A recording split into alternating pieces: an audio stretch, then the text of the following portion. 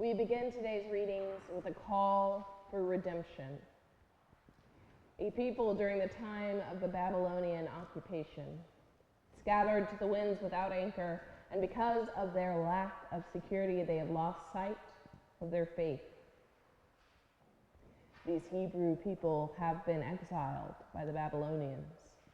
In their panic, they begin to misbehave. So God sent Ezekiel, knowing that Ezekiel may not save them entirely, but his very presence will remind them that God is with them, despite their rebellious nature. It is what one scholar has called the hard knowledge. Whether or not they act and heed the warnings, they cannot pretend they do not know, because a prophet has come.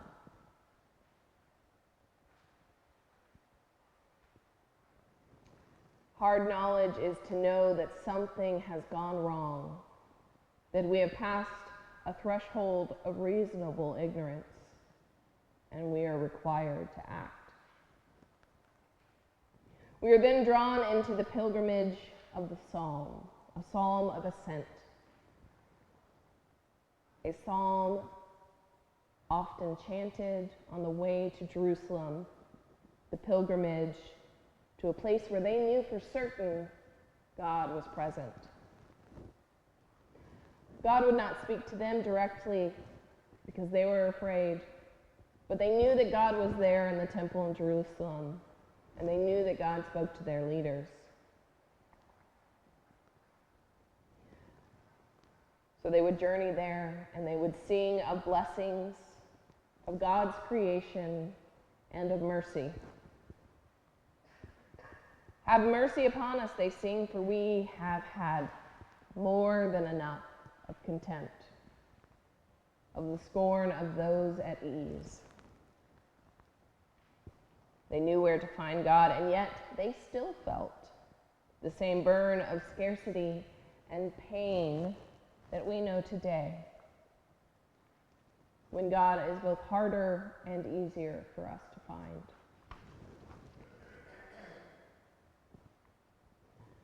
We no longer sing as we journey to God. Instead, we sing hoping to feel God among us.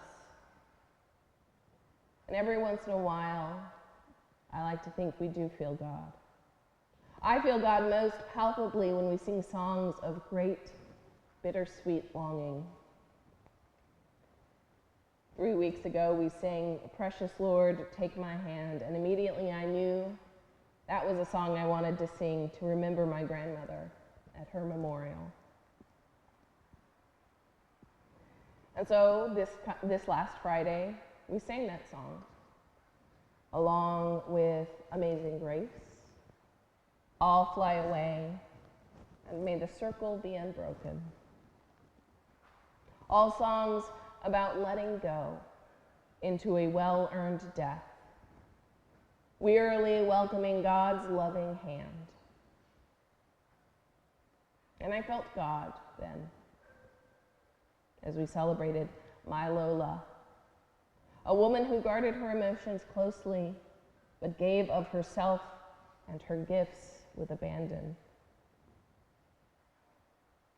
When we sing to God, it is not just an act of admiration or of worship, it is an act of full engagement with God, one that encompasses the full breadth of the human experience, love and joy and pain and yearning and sadness and the sweet, sharp pain of remembering the smell or sound of someone lost to us now. That is this psalm, this simple, succinct selection of words that holds so much meaning. Give us mercy, for we can bear no more scorn. And once we have exhorted God to be present to our lowliness and to alleviate our loneliness, we are then confronted by Paul. Mercurial, self-important, faithful, weird Paul.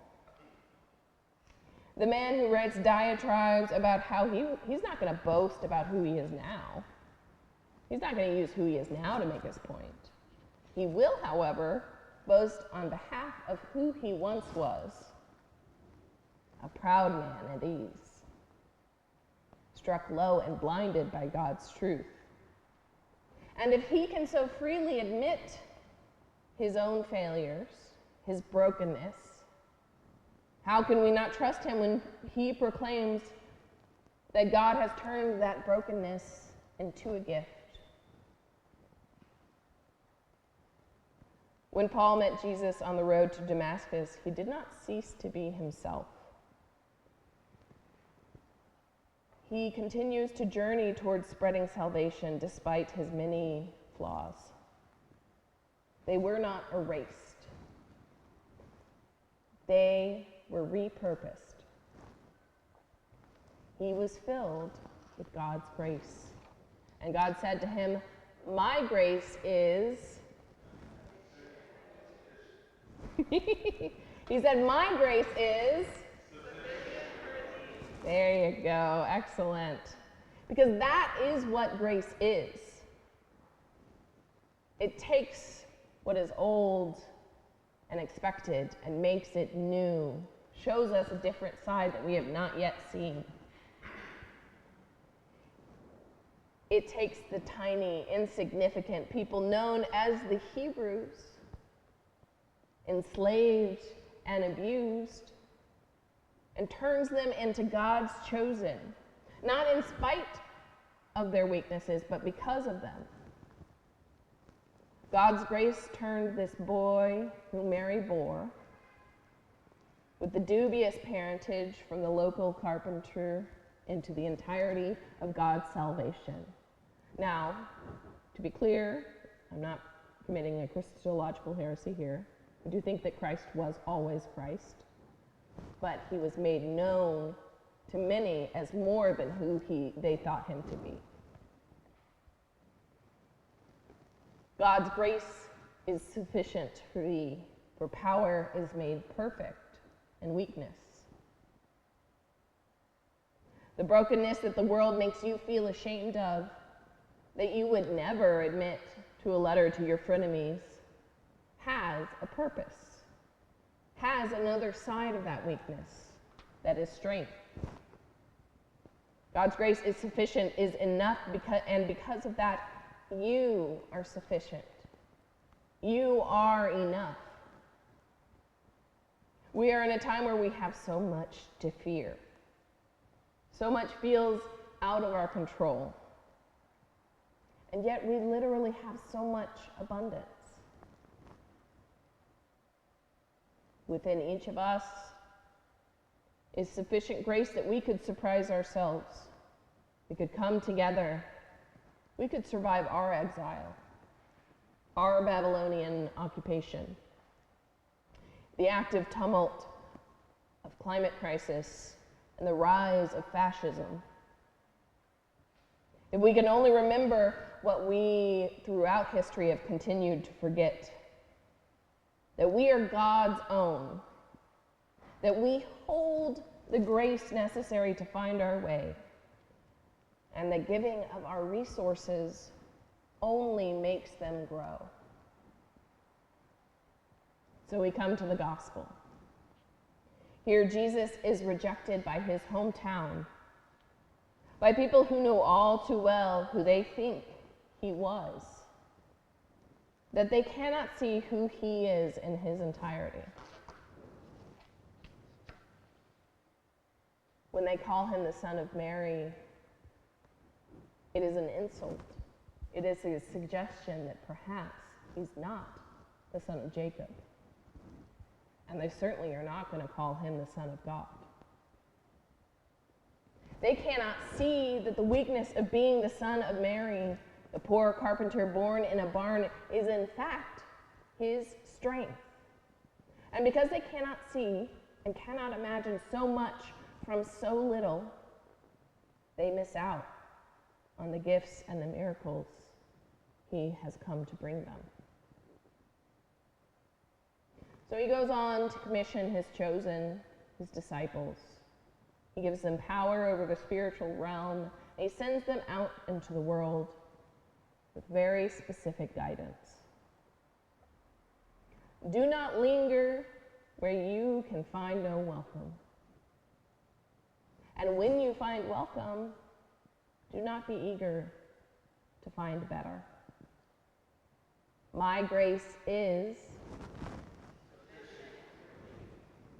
My grace is.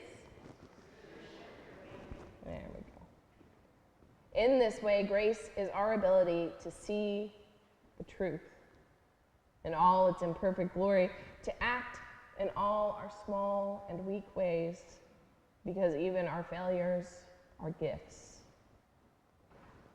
My depression has given me compassion.